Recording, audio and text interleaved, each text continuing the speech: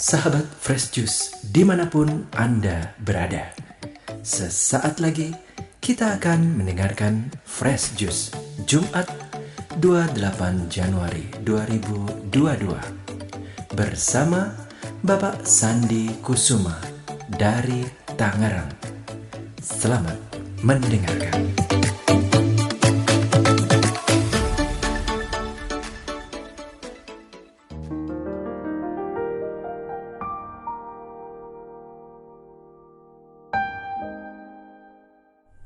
Para pendengar dan pewarta dari Fresh Juice, semoga judul renungan kali ini tidak membuat kita menjadi bingung, karena memang kita tidak menyadari ketika kita keluar dari rahim ibu adalah kelahiran jasmani kita, dan menjadi pertanyaan kemudian, kapan kelahiran yang kali keduanya? Marilah terlebih dahulu kita dengarkan sabda Tuhan dari Injil Suci menurut Markus. Pada suatu ketika, Yesus berkata, "Beginilah hal kerajaan Allah. Kerajaan Allah itu seumpama orang yang menaburkan benih di tanah. Malam hari ia tidur, siang hari ia bangun, dan benih itu mengeluarkan tunas, dan tunas itu makin tinggi. Bagaimana terjadinya, orang itu tidak tahu. Bumi dengan sendirinya mengeluarkan buah, mula-mula tangkai, lalu bulir, kemudian butir-butir yang penuh isi pada bulir itu. Apabila buah itu sudah cukup masak, orang itu segera menyabit, sebab musim menuai sudah tiba." Yesus berkata lagi, "Dengan apa hendak kita membandingkan kerajaan Allah itu? Atau dengan perumpamaan manakah kita hendak menggambarkannya? Hal kerajaan itu seumpama biji sesawi yang ditaburkan di tanah. Memang biji itu paling kecil daripada segala jenis benih yang ada di bumi. Tetapi apabila ia ditaburkan, ia tumbuh dan menjadi besar daripada segala sayuran yang lain, yang mengeluarkan cabang-cabang yang besar, sehingga burung-burung di udara dapat bersarang dalam rimbunannya."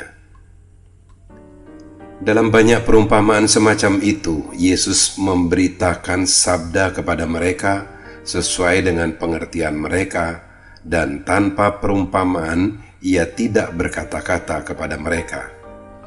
Tetapi kepada murid-muridnya, ia menguraikan segala sesuatu secara tersendiri. Demikianlah Injil Tuhan.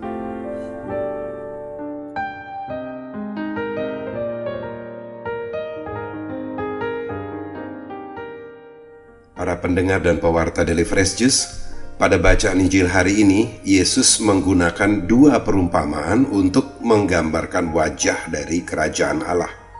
Yang pertama, kerajaan Allah seumpama benih yang ditaburkan orang di tanah.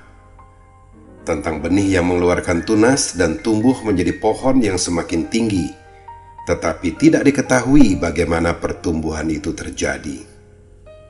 Yang kedua, kerajaan Allah seumpama biji sesawi yang paling kecil di antara biji-bijian yang dikenal orang pada waktu itu, tetapi tumbuh menjadi pohon yang besar dan tinggi. Ada persamaan dari kedua perumpamaan itu. Mula-mula berupa benih, lalu sama-sama bertumbuh secara berangsur-angsur menjadi semakin tinggi. Pertumbuhannya tidak terjadi seketika, melainkan perlahan-lahan, dari benih yang sangat kecil tumbuh menjadi pohon yang besar dan tinggi. Ini adalah keajaiban. Bagaimana mungkin biji yang sangat kecil dapat tumbuh menjadi pohon yang besar dan tinggi? Perumpamaan dan penjelasan Yesus tentang kerajaan Allah ini rupanya tidak memuaskan semua orang, sebab dalam bayangan mereka, kerajaan Allah yang dijanjikan itu akan datang dengan bala tentara yang gagah perkasa. Allah sendiri duduk di atas singgasana dengan mahkota raja yang berkemilauan. Sementara yang mereka lihat, Yesus dengan pakaian yang sederhana, Dan para muridnya yang juga cuma orang kebanyakan, sebagian malah nelayan. Maka mereka pun meragukan mujizat-mujizat yang dibuat oleh Yesus. Mereka mengatakan Yesus mengusir setan dengan kuasa Beelzebul. Ketika orang-orang Farisi mempertanyakan kapan kerajaan Allah akan datang, sesungguhnya Yesus telah menjelaskan, kerajaan Allah datang tanpa tanda-tanda lahiriah.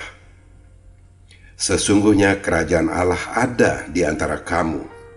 Lukas 17 ayat 20 dan 21. Kedatangan kerajaan Allah bukanlah sesuatu yang spektakuler, bukan sesuatu yang hingar-bingar, bukan seperti itu. Kerajaan Allah itu seperti biji sesawi yang sangat kecil, yang sering dipandang sepele dan seolah-olah tidak berharga. Padahal benih itu adalah anugerah dari Sang Penabur, Yesus Kristus, yang dianugerahkan kepada kita secara cuma-cuma. Jika kita adalah tanah yang subur, maka benih itu akan bertumbuh semakin tinggi. Memang, kita tidak bisa memilih benih apa yang ditaburkan, sebab sepenuhnya tergantung dari Sang Penabur. Tetapi jika Sang Penabur adalah Yesus Kristus, tentulah kita percaya kalau benih yang ditaburkannya adalah benih yang berasal dari surga, yakni benih yang akan menjadi bulir-bulir gandum, bukan akan menjadi rumput ilalang. Selanjutnya, Tuhan memberi kita kebebasan untuk menentukan bagaimana benih itu akan tumbuh. Apakah akan menjadi pohon yang menghasilkan banyak buah, atau malah terhimpit rumput ilalang, atau menjadi gersang karena tanah bebatuan.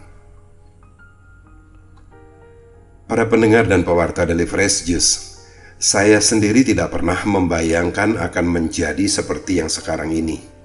Tak pernah berniat untuk setiap hari mendengarkan sabda Tuhan, terlintas di pikiran pun tidak.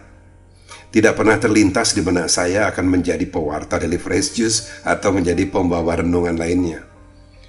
Dahulu saya adalah tanah bebatuan, sehingga benih itu tak dapat tumbuh dengan baik. Saya merasa seperti yang dialami oleh Samuel, yang tidak menghiraukan panggilan Tuhan dan mengira kalau Nabi Eli yang memanggil dia. Saya berulang-ulang kali mengabaikan panggilan Tuhan, sampai akhirnya Roh Kudus menggerakkan orang-orang di sekitar saya untuk menolong saya. Barulah kemudian saya dapat menjawab seperti Samuel, "Berbicaralah Tuhan, sebab hamba-Mu ini mendengar." Saya juga merasakan yang sama seperti yang dirasakan oleh Nikodemus, pemimpin agama Yahudi yang pada waktu malam secara diam-diam datang kepada Yesus.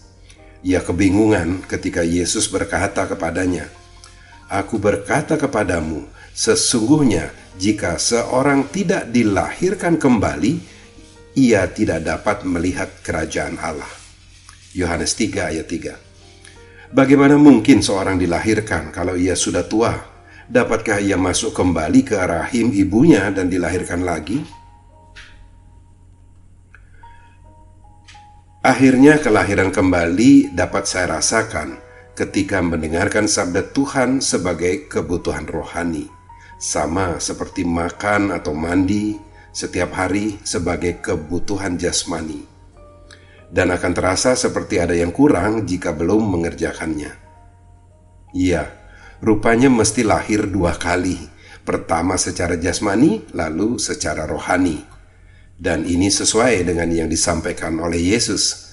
Apa yang dilahirkan dari daging adalah daging, dan apa yang dilahirkan dari roh adalah roh. Amin.